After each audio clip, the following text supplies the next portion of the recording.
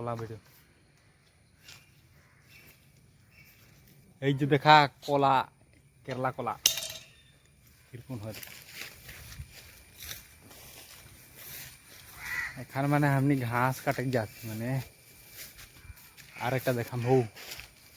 এই যে একটা কলা एक्चुअली মানে এই কলাটা যে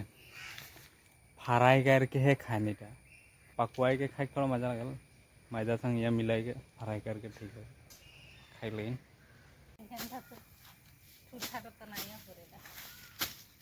काट काट मैं दिन गोटा गरम में खाए ठो तो काट मैं ना काटम काट तो की करो काट मैं ना काटम मैं छांगराई देखे हाँ देखे गले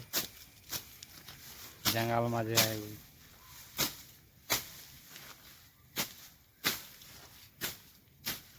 पाता तुरा जेमन तेमन बोल कहाँ से काटा बड़ा दिख दरी बोल